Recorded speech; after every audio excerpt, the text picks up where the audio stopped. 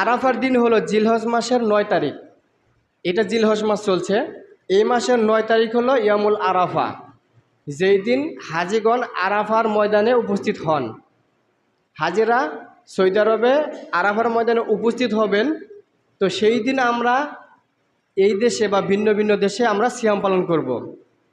আরেকটা বিষয়, যারা হাজি, যারা হজ করতে যাবে, তারা কিন্তু ওই আরাফার দিন কিন্তু সিয়াম পালন করবে না। তাদের উপরে কিন্তু এই সিয়ামটা না, হাজিদের উপরে কিন্তু এই সিয়াম না। হাজি ব্যতীত আমরা যারা আছি, যারা হজ করি নাই, আমরা যার যার নিজ স্থানে আছি, অবস্থান করছি, আমাদের উপরে এই সিয়ামটা আবশ্যক।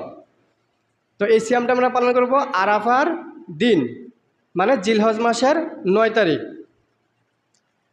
এখন হাদিস থেকে আমরা একটু শুনি যে এই সিয়ামটা পালন করলে কি হবে, আমরা কি লাভবান হব বা কি সওয়াব পাবো। তো মুসলিম শরীফের 2য় খণ্ড হাদিস নাম্বার 2603, মুসলিম শরীফের 2য় খণ্ড 2603 নম্বর হাদিস। আল্লাহ রাসূল সাল্লাল্লাহু আলাইহি সাল্লাম বলতেছেন যে আল্লাহ রাসূল সাল্লাল্লাহু আলাইহি সাল্লামকে এক ব্যক্তি জিজ্ঞেস করলেন যে আমরা যে জিলহজ মাসের 9 তারিখে সিয়াম রাখি, তার গুরুত্বটা কি, তার ফজিলতটা কি। এই কথা আল্লাহ রাসূল সাল্লাল্লাহু আলাইহি সাল্লামকে একজন সাহাবা জিজ্ঞেস করলেন যে জিলহজ মাসের সিয়ামের গুরুত্ব কি, ফজিলত কি। যে আল্লাহ রাসূল সাল্লাল্লাহু আলাইহি সাল্লাম বললেন, এই জিলহজ মাসের 9 তারিখে মানে ইয়ামুল আরাফা, আরাফার দিনে যে সিয়াম রাখবে, ওই ব্যক্তির পিছনের 1 বছর এবং আগামী সামনের 1 বছরের সগীরা গুনাহ আল্লাহ মাফ করে দেবেন। সুবহানাল্লাহ।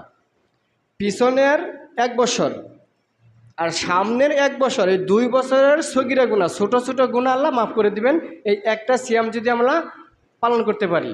দেখেন আমরা কাজে ব্যস্ততায় অথবা গরু কেনার জন্য বিভিন্ন কাজের জন্য এই সিয়ামটা হয়তো রাখতে পারি না।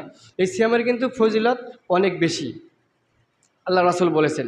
তাহলে অবশ্যই আমরা এই সিয়ামটা পালন করব, যেহেতু পিছনের 1 বছরের গুনাহ আল্লাহ মাফ করবেন, সামনেও 1 বছরের আল্লাহ গুনাহ মাফ করে দিবেন। সেজন্য আমাদের উচিত হবে যে আমরা যেন এই সিয়ামটা অবশ্যই পালন করি।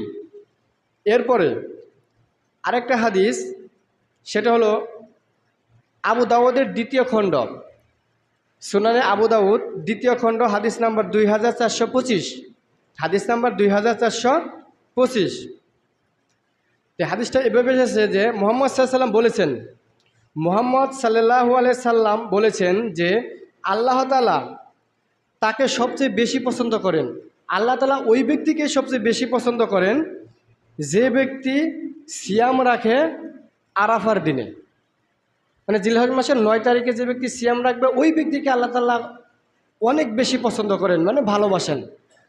তাহলে আমরা যদি আল্লাহ তাআলার